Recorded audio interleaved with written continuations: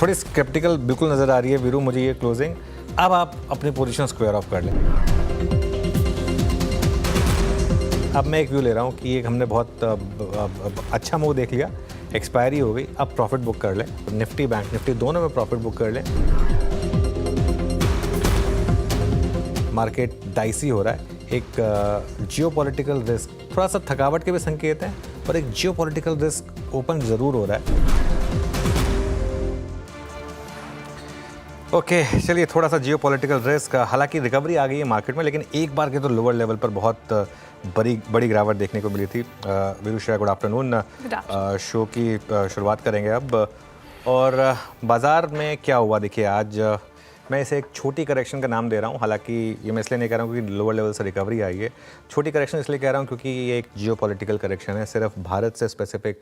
इस करेक्शन को आप जोड़ के देखें, ग्लोबल क्यूज़ काफ़ी शानदार थे, सुबह गैप अप भी हुआ, लेकिन geopolitical correction normally buying opportunity होती है, और देखिए लोअर लेवल से बाइंग आ भी रही है, लेकिन चुनिंदा शेयरों को ही फोकस में रखें। दो चीज़ें अच्छी हुई हैं, एक तो निफ्टी ने 23,800 बचाया, आज का लो 23,850 था। आई थिंक हमने पिछले हफ्ते एक बात की थी कि 23,800 निफ्टी का नया बेस है। बैंक निफ्टी ने 54,200 बचाया, तो दोनों इंडेक्स ने अपने बेस को बेसिकली बचाया यहाँ पर। ये एक बहुत बड़ा पॉजिटिव है, और अब जब तक आप 23,800 54,200 के ऊपर हैं तब तक टेंशन लेने की कोई ज़रूरत नहीं है। हाँ, ये ज़रूर है कि अब आप चाहें तो फ्रेश व्यू लेना शुरू कर सकते हैं इस मार्केट पर। IT, pharma, defence, I think ये 3-4 सेक्टर्स हैं जहाँ पर आप चाहें तो फोकस कर सकते हैं। आगे बढ़ते हैं फिर शो में। Veeru Shreya, good afternoon. Good afternoon. बिल्कुल शानदार रिकवरी निचले स्तरों से आज मार्केट में देखने को मिली है, और ये रिकवरी बढ़ती जा रही है। देखते हैं कि 1.5 घंटे में कैसी चाल देखने को मिलती है बाजार में। मार्केट पे आऊँ उससे पहले सर, सुबह व्यूअर्स ने आपको काफ़ी ज़्यादा मिस किया। मतलब मैं सोशल मीडिया से जुड़ी रहती हूँ, काफ़ी ज़्यादा सवाल कि अनुज सर कहाँ हैं, कहाँ थे सर आप सुबह? नहीं देखिए श्रेया, सबसे पहले तो मैं व्यूअर से माफ़ी चाहूँगा क्योंकि आज एक बहुत इंपॉर्टेंट दिन था। मुझे पता था कि आज बहुत इंपॉर्टेंट दिन है, और मुझे होना चाहिए था। अगर मैं नहीं था तो भी मैं सुबह एटलीस्ट वर्चुअली नॉर्मली जुड़ जाता हूँ। जब भी कभी ऐसा कुछ होता है तो मैं सुबह 8 बजे नॉर्मली वर्चुअली जुड़ जाता हूँ। आज मैं नहीं कर पाया, और वो इसलिए क्योंकि आज मेरी बेटी का स्कूल में एक फंक्शन था, और वो ठीक 8 बजे शुरू होना था। ठीक 8 बजे से लेकर 11 बजे तक वो था। तो इसके लिए आई थिंक वो सिर्फ एक रीज़न है, अदरवाइज़ मैं मिस नहीं करता। स्पेशली आज जैसा दिन मैं मिस नहीं करता, लेकिन वो मुझे मेरी बेटी के स्कूल जाना था, तो वो जैसे कहते हैं कि वो नहीं, आपकी प्रेजेंस उतनी ज़रूरी वहाँ पे भी थी, टॉप मोस्ट प्रायोरिटी बिल्कुल सर। लेकिन मार्केट पे अगर देखें जिस तरीके से रिकवरी देखने को मिली, हालांकि भारत और पाकिस्तान में जिस तरीके का तनाव है, तो टेंशन तो है, सेंटिमेंट कहीं ना कहीं तो बिगड़े हैं। वीकेंड भी है, क्या कुछ डेवलपमेंट हो सकते हैं उस पर भी नजरें रहेंगी। ऐसे में अब क्या स्ट्रैटेजी अपनाए, टेक्सचर लेवल्स क्या इंपॉर्टेंट होंगे? बिल्कुल, देखिए श्रेया, मार्केट ने टेक्निकल लेवल्स हिट किए, वहाँ से मार्केट ने थोड़ी प्रॉफिट बुकिंग दिखाई। आई थिंक 24,500 तक हम निफ्टी पर गए, 56,000 तक हम बैंक निफ्टी पर गए, वहाँ से प्रॉफिट बुकिंग आई। आज का लो अब सिग्निफिकेंट बन गया। मेरा ये मानना है कि 23,900 तक की गिरावट जो है निफ्टी में, वहाँ तक आप उस गिरावट को बाइंग करें, और एक 23,800 का एक छोटा सा स्टॉप लॉस लगाएं। मेरे ख्याल से 23,800 नहीं टूटेगा अनलेस ये फुल ब्लोन वॉर में कन्वर्ट हो जाए, जिसके कि चांसेस कम है।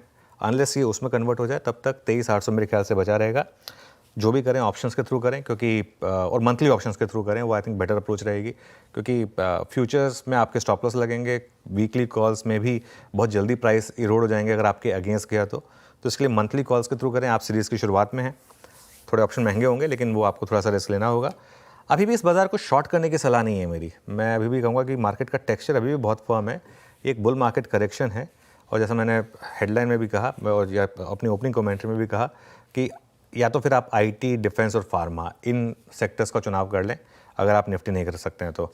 बैंक निफ्टी की जहाँ तक बात है, देखिए 56,000 का हमारा लॉजिकल टारगेट हिट करके नीचे आया। हाँ, ऊपर के 58,000 और 60,000 के टारगेट अभी भी इंटैक्ट हैं, लेकिन वो तब जब 54,200 बच रहा है। तो क्लोजिंग बेसिस पर अगर 54,200 इंटैक्ट है, आज भी 54,200 से हम घूमें, जो प्रीवियस ऑल टाइम हाई था 54,200 का, बेसिकली अब वो मार्केट के लिए सपोर्ट का काम करेगा, जो रेजिस्टेंस था। तो एक तरीके से मार्केट ने आज एक बहुत क्रूशियल लेवल्स टेस्ट करें दोनों पर, निफ्टी पर और बैंक निफ्टी पर। जो हमारे बेस लेवल्स थे उनको टेस्ट किया मार्केट ने, और वहाँ से रिकवरी दिखाई है। अब क्लोजिंग देखते हैं कहाँ होती है। अगर ये क्लोजिंग में और रिकवरी आ गई है, यहाँ पर भी हम बंद हो गए, तो क्लोज ठीक ठाक मानी जाएगी।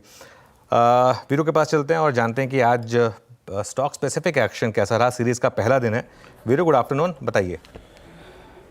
Good afternoon Anuj. आईटी थोड़ा स्टेबल लग रहा है अनुज, अदर देन आईटी किसी पे कमेंट नहीं करना चाहूँगा। स्टेबल आईटी ही रहा अब तक, और उसमें भी TCS numbers, put writers, averages तीनों के आधार पे अगर आप देखें, आज की वोलेटिलिटी से दूर कोई स्पेस अगर अब तक स्टेबल रहा है तो वह है आईटी। टीसीएस ने आज एक ज़माने बाद अपने 20 डेमा के ऊपर इतना स्ट्रॉन्ग कन्विक्शन जाहिर किया। 3443 जरा प्लीज़ एक बार लेके आइएगा स्क्रीन पे इसका ओ एडिशन। आईटी के सिवा कुछ नहीं अनुज, और टीसीएस पे लॉन्ग एडिशन काफ़ी अच्छा खासा हुआ। 3400 पे पुट राइटिंग है, तो पहला स्टॉक है टीसीएस। आपकी स्क्रीन पे 18,900 शेयर, यानी मई में जो भी ओपन इंटरेस्ट कैरी हुआ वो काफ़ी हद तक अब कवर होता हुआ।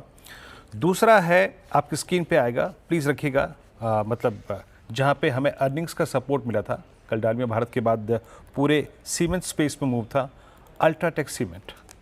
यहाँ पे कोलैप्स आया इंट्राडे में, लेकिन रिकवरी आ गई, और क्योंकि वो रिकवरी डिफाइंड थी इसलिए उसको मेंशन कर रहा हूँ। 10 डेमा का सपोर्ट लिया, वहीं से पुल बैक, और एक बार फिर से करियर हाई पे। ये मैंने कल भी क्लोज में कहा था और मेरी टीम में भी था अनुज। स्टेबल है, स्ट्रॉन्ग है, ऑल टाइम हाई पे ट्रेड कर रहा है और काफ़ी अच्छा खासा ओआई अपनी तरफ खींचता हुआ। लोअर लेवल्स पे बैंक भी विजिबल थी, अभी भी 1% ओआई बिल्डअप हुआ है, 32,250 शेयर। सिर्फ अनुज दो ही स्टॉक कहूँगा आज, अल्ट्राटेक सीमेंट और एक टीसीएस, जहाँ पे मेरे को थोड़ा बहुत कन्फ्यूजन नज़र आ रहा है। अदरवाइज अनुज, आज जियोपॉलिटिकल टेंशन ने अपना इम्पैक्ट पूरा डाला।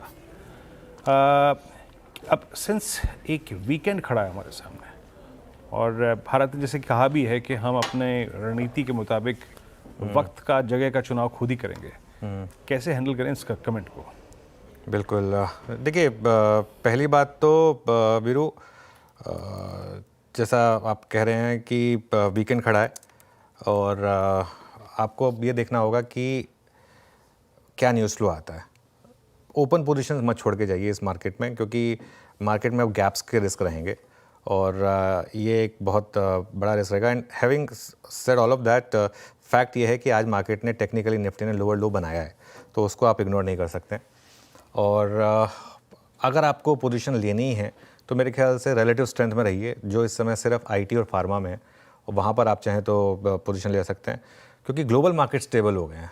पिछले हफ्ते तक हमारी क्या अप्रोच थी कि ग्लोबल सेक्टर्स को छोड़ के डोमेस्टिक सेक्टर्स पे फोकस करिए।